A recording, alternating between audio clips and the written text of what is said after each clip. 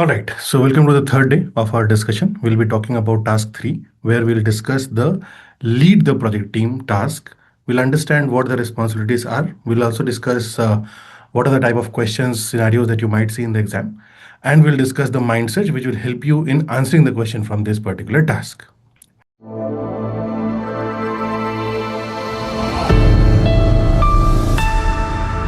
Right. So the way we are trying to do it is we'll be covering all the three domains: people, process, and business. Right now, we are discussing the people domain. So people domain has 8 tasks. Right. We have covered develop a common vision. We have also covered manage conflicts. Now we will be talking about lead the project team. Just like all the tasks, first we'll have a task intro, which means we'll try to understand what is that task, why is it important. Then we will discuss the essential actions, basically the task, the activities that a project manager must do in order to meet this responsibility.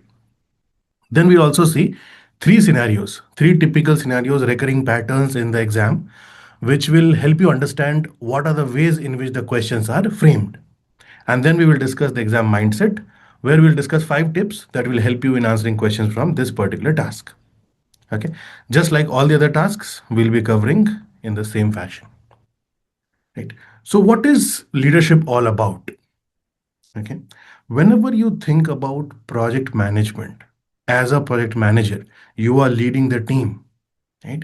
So leading the team basically means that we are setting up an environment for the team, okay, where they are very easy in collaborating, in discussing the problems, in discussing their weakness, right? So we have created a very collaborative environment where people can come together, they can discuss, they can make decisions, they can solve problems, and ultimately delivering the project outcomes effectively, right? That's what leadership is. Keep this in mind because this is the definition that will help you in answering the questions in the exam. It's about creating the conditions in which the team members can collaborate, make decisions, solve problems, and ultimately deliver the project outcomes effectively. So keep this in mind. As a project manager, you have to create the environment where team members are collaborating. Right? If you think that I have shared the plan, I have shared the document, and they are supposed to follow, why are they not following? It's not going to happen. Right? It never happens. You were also a junior at a point of time. If somebody just handed over the process to you, which you don't understand, which you don't believe in, which you have doubts on, where you have a question, why this, why not that? How would you follow that? Right? So, as a leader, you have to get involved, build that environment where people want to discuss together and work. Okay, that's what the role of a leader is. That's what the leadership is all about.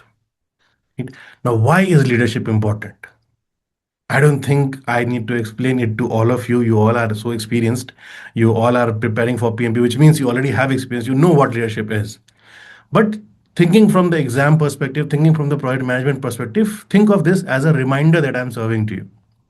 Okay. So leadership is important because it creates clarity and accountability. When we say accountability, we are saying that collectively the whole team feels accountable, right? So we are talking about collective accountability. Responsibilities could be individual.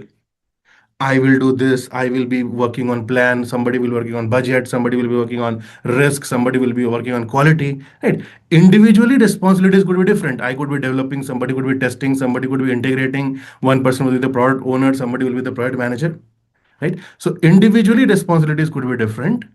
Ultimately, everybody in the project should think that yes, I am accountable for the success or failure of the project. Right? So if I see that somebody is struggling, even if they don't report to me, I would try to help them.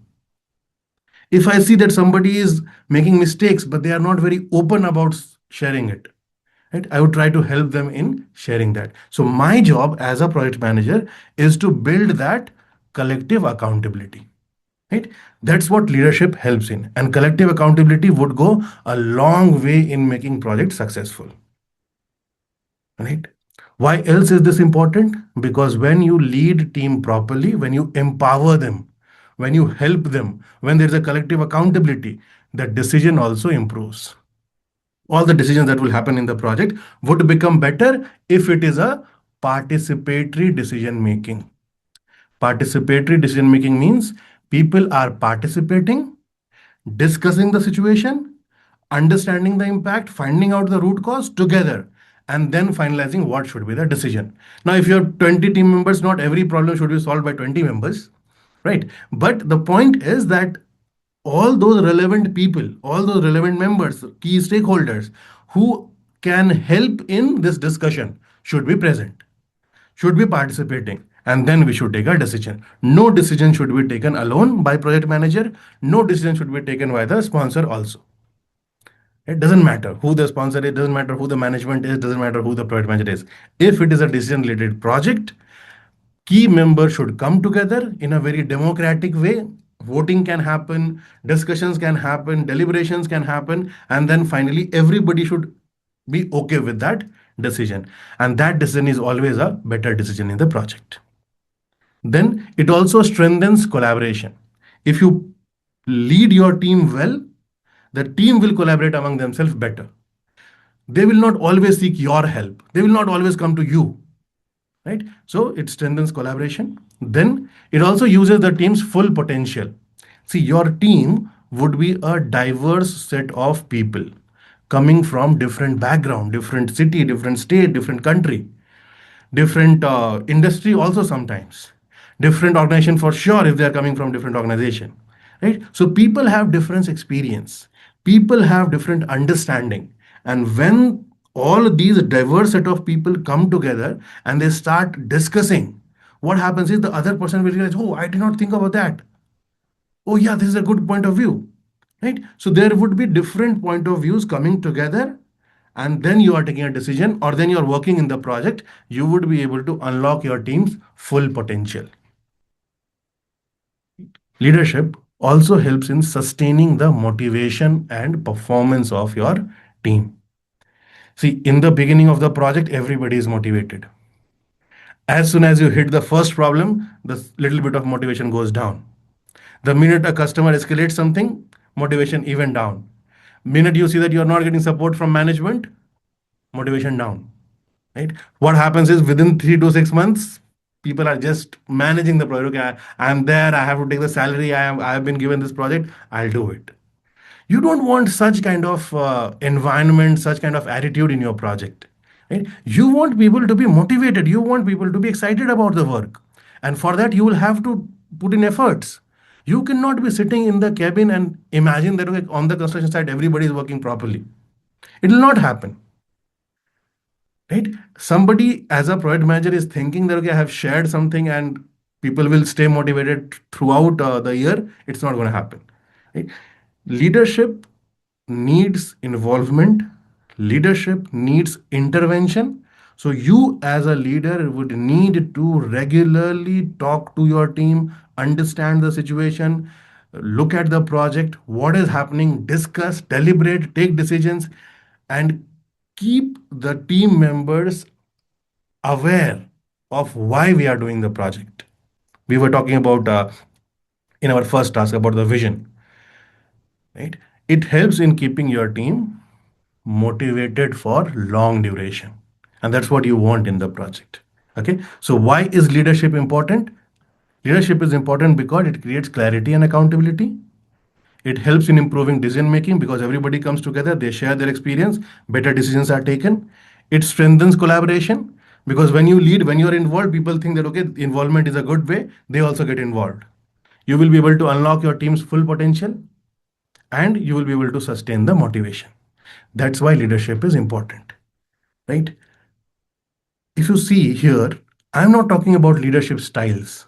I'm not talking about different type of leadership here because this is exam focused. Exam is, it may ask, but it will ask you probably one question about leadership styles. But why leadership is important, if you understand this, you will be able to solve 20 questions in the exam, right? That's how important these sessions are. Okay, sometimes what happens is if you are an engineer, if you are focused on technical aspects of project management a lot, you always think of process, sequence, activities. Give me this, give me a flow chart. Right? Project management does not work like that. And nobody can give you a flow chart and say, okay, this is the flow chart, follow these sequence of activities, and you will be successful in the project. It does not happen. Right? It needs regular involvement, regular tweaking of things, regular changes, and then you manage the project. Okay, so when you are answering the questions in the PMP exam, understanding why this task is there. There are 26 tasks, right? So there would be a reason why they have selected it. How does it help in project management? If you understand that well, you will be able to solve more questions correctly. That's why we are discussing this. Okay, then comes the part of what should be done.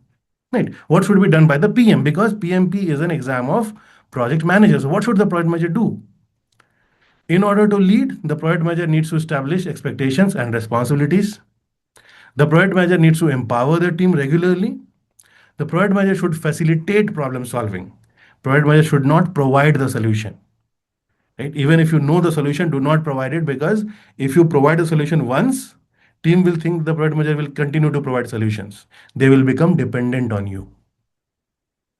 Right? You don't want that. You want your team to develop their own problem solving skills.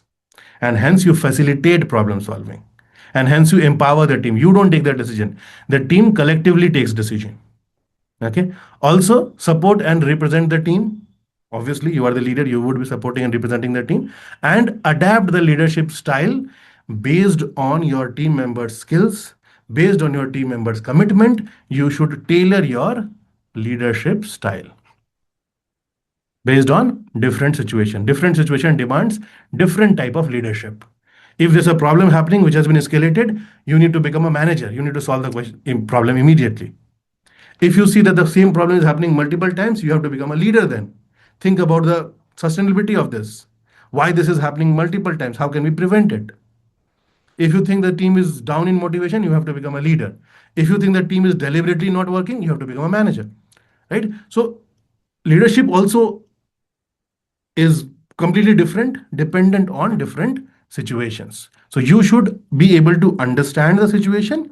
You should be able to tailor your leadership style accordingly. Okay. So as a project manager, whenever you are leading the team, set the expectations, responsibilities that is definitely needed. Empower the team, create that culture. Whenever they face a problem, bring relevant people together, facilitate that problem solving, discuss, let them understand how they should solve the problem. Support them, represent them, and keep adapting your leadership style depending on different situation, different stage of the project. Right? This is what the project manager should do. Now let us see three scenarios. What I'll do is in every slide, there would be a scenario. First, we'll discuss the scenario, right? Then we will discuss what should be done. What are the general things to be done? Okay, good things, good practices to be done. And then we will discuss what should we not do. From my experience, understanding what we should not do is easier and is more helpful in the exam. If you are solving question and there are four choices, and if you can eliminate two choices, saying, okay, this is definitely what we should not do, half of your job is done. After that, you just need to compare and see which one is better. So understanding what are good choices is definitely important. Understanding what are bad choices is also important. It makes your life easy and it is easier to understand. See, good things are multiple, right? And I always say this, that for an option to be correct, it needs to be correct from different angles. Everything should be correct. The responsibility, the stage, the action, everything should be correct. But for an option to be incorrect, you just need to find one mistake. The role is not assigned properly. Something is not happening as per the rules or expectations. Eliminate it. Right? So always look at good and bad, both type of practice, and always think of that. Always prepare in that fashion. So that's what we are going to do, right? So let us discuss this scenario. An experienced team asks the project manager to approve routine technical decisions or tell them exactly how to perform the work. Right? Either you approve routine technical decisions or tell us how to perform the work. That's the situation. Okay, it could be anything. You are managing a project, a project manager is managing a construction project or a software project, something this is that. In the question, there could be one more sentence, but ultimately the gist of it would be this: that this experienced team, yet they're asking the project manager to approve something which is routine and telling them how to perform the work. If you see such situation, right, where the team is asking for approval on routine things or they're asking how should the team work, the general good choices would be that you select that choice which talks about clarifying decision boundaries. See, the point is that if it is a routine technical decision, why should the project manager get involved? There's no reason. Right? Team can come together, collaborate, discuss among themselves, and they should be able to solve it. Project manager should be there, helping them. Right? But they don't need to approve every single routine technical decisions. Right? So it could be worded anyway, but if it suggests that it's a regular work, you don't need approval for regular work. You don't need approval for regular decisions also. Right?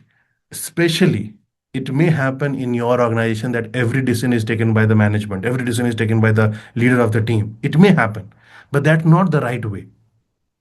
Okay, the right way is to let the team discuss and decide because they are technically superior. They do all the work regularly and not one person. But when they all come together, they are always better than the project manager. Right? The entire team put together will always be better technically taking decisions better than the project manager. And hence, as a project manager, you need to understand that your job is to help them. If they start fighting among themselves, then you resolve that conflict. If they're not motivated, you develop a common vision. If they're not working properly, you lead them. Right? We have seen three responsibilities. So your job is these responsibilities. The team should come together and take decisions. Okay. So your job is to empower the team. Your job is to clarify the decision boundaries. So any option that you see in such situation and the option says clarifying the decision boundary is a correct choice. What should you not do? Avoid making every decision personally. Right? We have been discussing this repetitively. If a project manager takes a decision, the team does not learn how to solve problems. If your kid comes to you and asks you what is 2 plus 2, right? You don't tell them 4. You tell them that you have 2 chocolates, your friend has 2 chocolates, the friend has given it to you. How many do you have? 1, 2, 3, 4. You help them learn how to solve problem. If you solve the problem, 2 plus 2 is 4. When it is 2 plus 3, when it is 2 plus 5, they'll always come to you. They'll become dependent on you for solution. Same thing will happen with team. If your team has a problem and you give the solution, they'll become dependent on you. And you don't want that in the project because how many problems can you solve alone in the project? Right? So avoid making every decision personally. Avoid assigning detailed instructions or escalating routine decisions to the sponsor. You don't need to have detailed instruction. Do it this way exactly. Let the team come together, figure out, use their experience, and do the work. Right? That level of freedom is important. That does not mean that everything will be done by the team on their own. It only means that we are empowering the team so that they can take decisions, they can decide what is to be done. And yes, there would be some mistakes, but they should be able to learn from that. Right? So those options which talk about clarifying decision boundaries and empowering the team will be better. Those options which suggest that project manager has taken the decision or they have provided an instruction, directed the team on what to do, or they have escalated, even if it is an execution related work, those would be not a good choice. Okay. Now scenario number 2. Right. Activities are being duplicated or missed because team members do not understand their responsibilities or decision authority. Right? So something is happening because of something. So we know the problem, we know the reason behind this. What should we do? As a project manager, we'll bring the team members together, have a discussion, and clarify whatever is not clear. It's very simple. The only difficult thing is that you will be solving 180 questions back to back. Okay. And the situations would be worded very differently. Otherwise, if I ask you here, would you do that? You will say yes. If the team is not clear, I'll clarify them. It's very simple. But the same thing becomes a little bit difficult when you're sitting in the exam. When you have solved 60 questions, this is the 61st question, and then your mind is not working and you're finding it very difficult. But the point is that if something is not clear, I'll call those people, we'll discuss with them, and we'll clarify whatever is need to be clear: expectations, roles, responsibilities, accountability. And one more thing, right? Just the discussion might not be enough. If there are certain documents to be stored, updated, revised, we will do that as well. So update the team charter, update the responsibility assignment matrix, or any other relevant agreement. Right? So discuss with them, clarify the responsibilities, and update the document as well. Make it accessible also, so that people are able to see that if they have any confusion.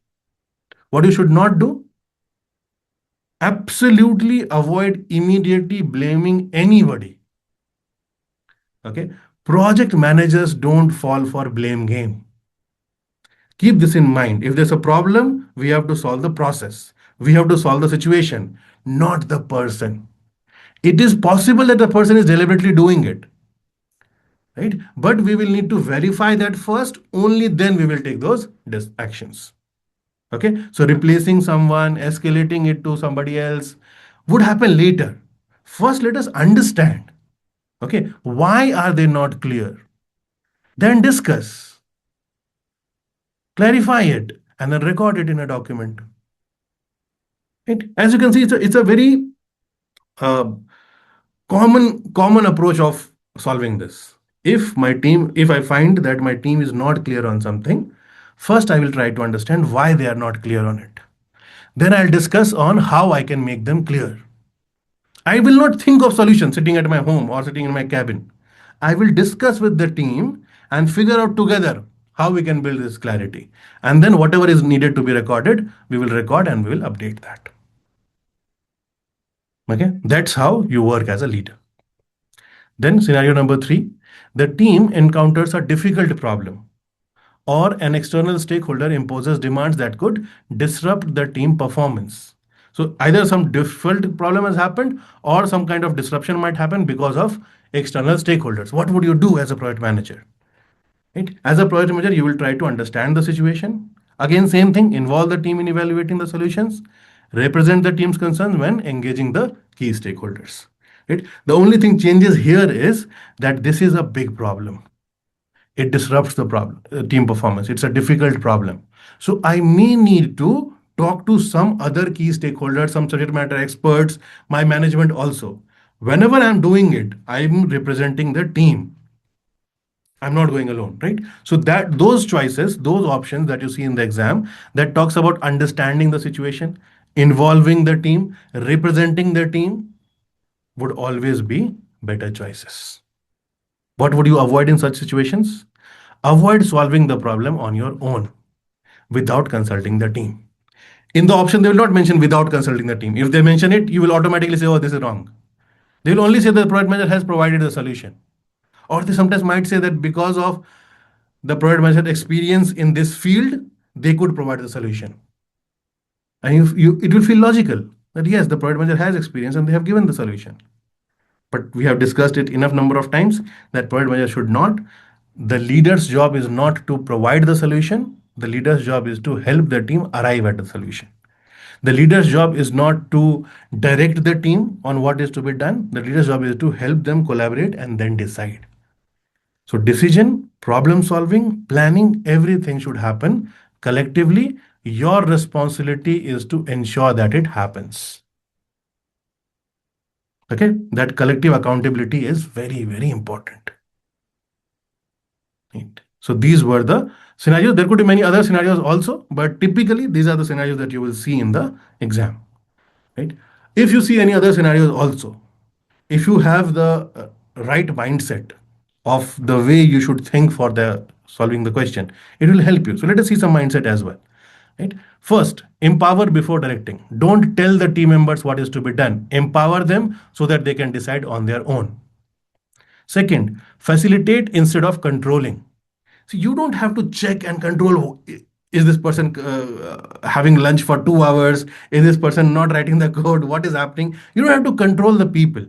You have to facilitate. Facilitate means provide them the facilities, right? Help them, support them, call for a meeting, discuss with them, try to understand them. That is leadership. Okay, rather than controlling. Controlling is not good, directing is not good. Empowering and facilitating are better. Then Understand before taking action. Right? If there is one thing that I will discuss in almost all the 26 tasks, this is it. Right? That you must understand the situation before taking any action. This looks very simple. This looks very easy to say. Yes, of course, we should do that. But in the exam, they'll give you a problem in the situation. They'll ask you what should the project manager do. One of it would be a solution to that problem. And you will say, okay, this is the problem. This is the solution. You will put a tick to it. Well, that's not what they were asking. They were asking what should the project manager do, which means if they have given you a problem, one option is saying understand the problem. That is better. If that is missing, finding out the root cause could be the next step. If that is missing, maybe understanding the solution with the team is better, right? Rather than implementing the solution or deciding a solution would be the last part. Okay, or we can say the later part, not the last. Understanding before taking any action. So any option that talks about understanding is better than any option where you are taking a decision, especially when the question is what should the product manager do. Okay, adapt leadership to the context, right? This will also be tested in the exam. So if they are saying that a team member is new, you may need to direct them. See this? Because the situation demands that. Generally, what should you do? You should empower. But if the team member is new, fresh out of college, you will have to tell them what is to be done. Right? So the context changes things, and it is rare. 90% of the time, this is what you will do. But out of 180 questions, there may be one question where the situation is that the member is junior and they are doing it for the first time. You may have to tell them what is to be done. You may have to direct them. It's possible, but rare. Right? Then support the team while maintaining accountability. Whenever you are supporting, ensure that you are not providing the solution. You are ensuring that the team is collectively accountable for the failure and the success of the project. Right? That's what the leadership mindset says. What does it mean? It means that any option that talks about empowerment would be better than directing if the situation specifically does not demand directing. Any option which talks about facilitation would be better than controlling. Any option that talks about understanding would be better than the decision. Any option that talks about decision. Right? If an option is something which is not related to what you learn and you think it might be correct, that is only because it is a reflection of the context given in the situation. So context demands you to change your leadership style, and you can do that. Right? Also, support the team, ensure that there is a collective accountability. Whenever you're thinking about leadership or answering people domain questions, always remember that you have to involve people, facilitate, and help them take decisions. Those options that talk about that are generally correct choices. Okay. So that was task number 3 from people domain, lead a team. Any question in this, anyone? Anything in mind?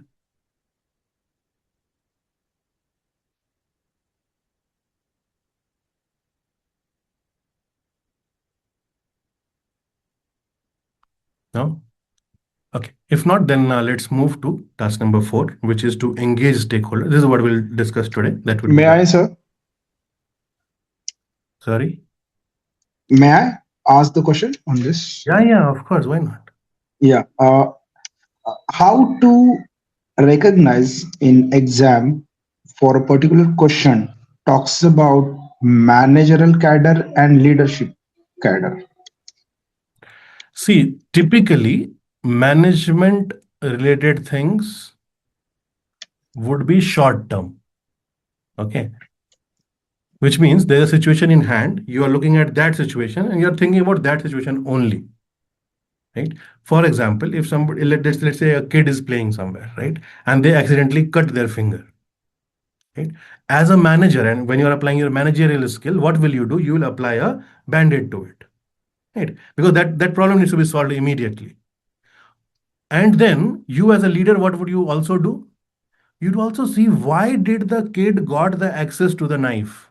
Why was the knife placed there? And if the kid is playing, why was not some adult with the kid? right? So you will try to prevent the problem also, right? So a manager, when you are trying to think about managerial skills, it is short term. You're thinking about the situation, you're solving it properly as per the process. Okay. However, as a leader, you think of the long term, right? How can we prevent this from happening? How can we make it sustainable? How can we ensure that everybody is thinking towards the vision of it, right? Less options, I mean, less correct options would be about management. More correct option would be about leader, because in project specifically, you need to think about how the problem will not happen again. You need to think about how you can keep the team motivated throughout the project.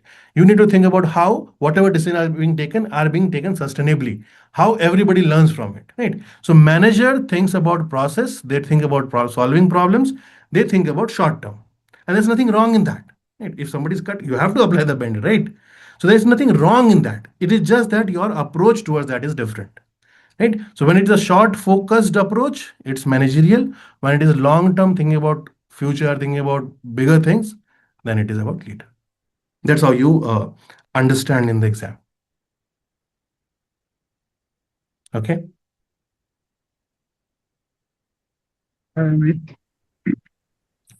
Yes, please. when I compare the exam content, the previous one and Your voice this is breaking. now is good. Still breaking. Continue. Please talk. And let me try to understand. Yes, just for this task, not see the when we compare with previous ones that include uh, define ground rules for Mm-hmm. the team. But Mm-hmm. here missing, I'm not seeing you mention that What is that?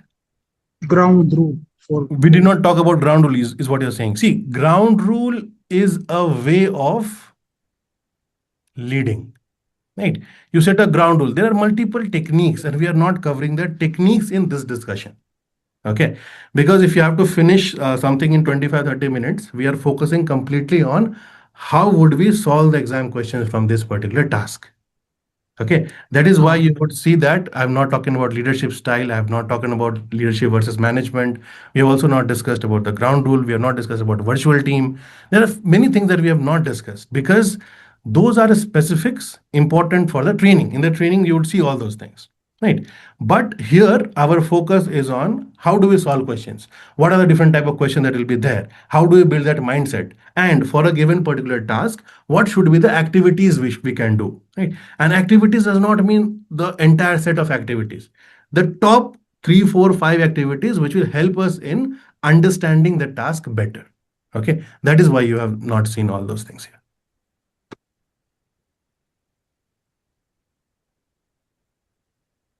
Right? Otherwise, leadership in itself is a 4 hour discussion, right? So we'll not be able to do that in this session.